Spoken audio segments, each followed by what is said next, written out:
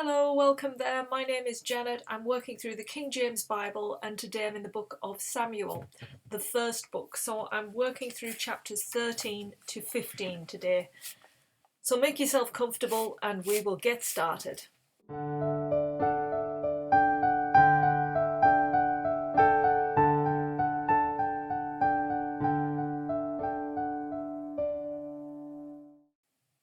So today, chapter 13, we start with, and Saul became the king of Israel, as we know, when he was 30 years old. That's when he was appointed king. And he ruled for 42 years, so he ruled right up until he's 72 years old. So Saul picks his army and he chooses 3,000 men of the Israelite tribe. 2,000 stay with him in Michmash, and the other 1,000 stay with his son in Gibeah. And the rest of the men are sent home. So it's not a big army really, is it? But this is how it starts. Now Jonathan, his son, is quite a brave and forceful man to be reckoned with, and he decides to attack the Philistines on their military area in Gibeah. Now the Philistines hear about this and obviously they're not happy. Saul hears about this and blows the trumpet and tells all of the Israelites that it was him himself who did this, not his son.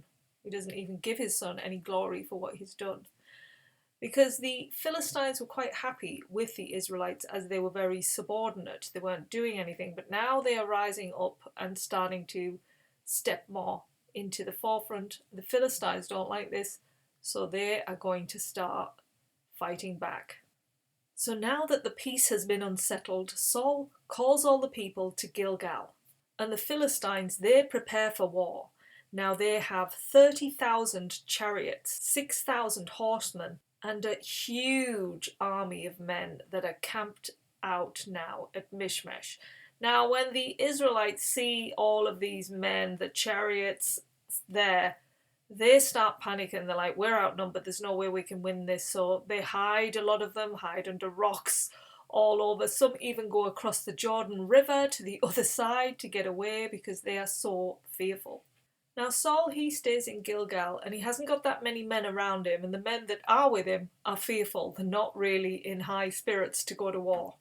Now if you remember in the previous chapters that Samuel gave Samuel who is the prophet, gave Saul a prophecy saying that he would have to wait for him for 7 days. So this point has now come to be, and he has to wait for him for 7 days in this place, which he does, but he's not showing up. And the people are like, the men around him start like panicking and thinking, he's not even going to show up. So Saul decides to make a peace offering and a burnt offering. He carries this out. So he's starting to act like a priest. This isn't what he should be doing, but he's doing it because he's worrying about losing trust in the men. And just as he's getting this burnt offer ready, Samuel shows up and he's like, what is going on? What are you doing?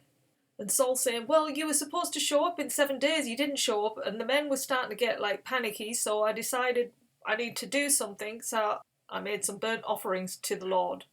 And Samuel says, you've not followed God's laws. He would have saved you, but now that you haven't, you're doomed. And God now is going to raise a new king to look after Israel. You aren't going to be it. So Saul's leadership role is not looking in good fare right now. Then Samuel goes to Gibeah and Saul's with him and he starts counting the men who are left, including his son. So there's 600 in total, which isn't a lot. And the Philistines that are camped in Michmash start breaking up into 3 groups and they start raiding different areas. And it notes that the Israelites didn't have blacksmiths like the Philistines do. So anything like weaponry or things that they needed, they used to pay the Philistines to have those done. So they don't have any weaponry apart from Saul and his son Jonathan. They are the only ones that hold arms. The rest of them will just have to grab whatever to fight with. And we end this chapter knowing that the Philistines are starting to make their move now. So as we begin chapter 14, we know that the Israelites are not in a good place to win this battle. But Samuel says, look, the Lord will not forsake his people. So even though Saul has gone against God's laws, God has his faith in his people and he will look to protect them. And he does this in Saul's son, Jonathan. He works through him and he has this immense faith and goes to battle. Unbeknownst to Saul, he's at the camp, doesn't know this is going on. Off he goes into battle, and he's so brave and fierce that he even creates, like, the Philistines start attacking each other. It's almost like they're getting into this conflict, starts winning. Then Saul hears about it. At this point, Saul has made this vow that everybody must fast. And because Jonathan is out there fighting, he didn't know about this. So when they eventually win, because Saul comes out there with his men, and it's like the battle commences and they end up having victory over the Philistines. And Jonathan says to his father, I wish you hadn't said about this fast, because I ate some honey and it actually helped me fight. It gave him the energy to fight. And Saul's really mad, to the point he wants his son killed. But the Israelites step in because they know that Jonathan is the reason why they won this battle, because he's got the Lord on his side. So they protest and he save him so he doesn't get killed. So as we close this chapter, we see that the Israelites have had a win, and then it goes into detail about Saul's family. If you want to read the details, check out the link under this video for chapter 14. And as this chapter closes, Saul begins to gather men to make a big army.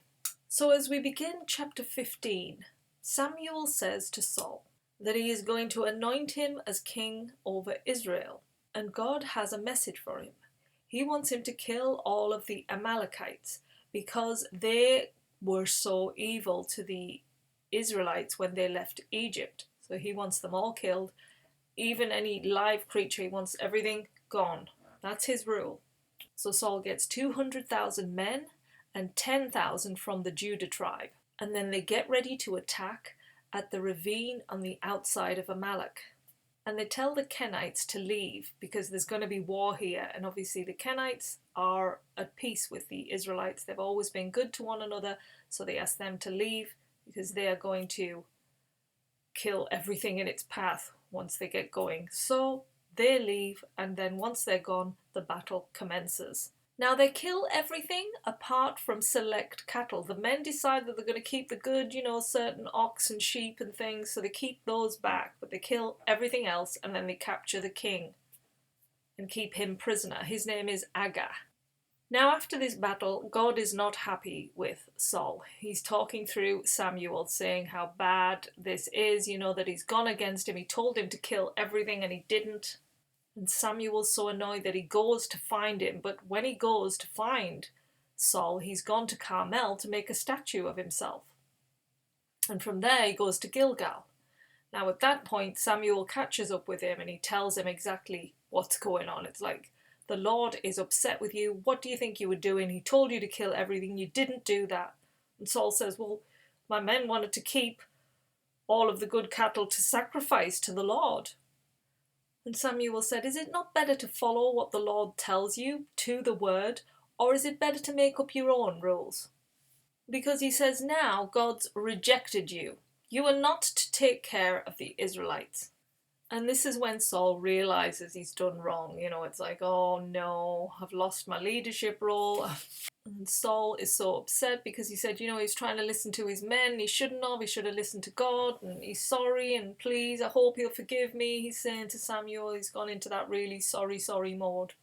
And he's so upset, Saul. He wants Samuel to go with him to worship to the Lord. It's like, come with me to worship to the Lord. And Samuel's like, no, I'm not going with you. And he goes to walk away. And Saul grabs him and he moves and his garment tears. And right at that point, Samuel says to him, you have been torn away from Israel for lying and for not following God's rules. And Saul begs him, please, please come with me. I'm so sorry. I know I've sinned. I shouldn't have done all this. Please, will you come with me to worship the Lord?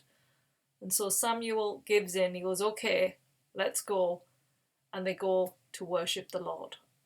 Then Samuel summons King Agag, who they've got captured. He asks him to bring him forth. And King Agag thinks all the killing is over now, that, that's done. But no, He declares that this king has killed more men and made mothers childless.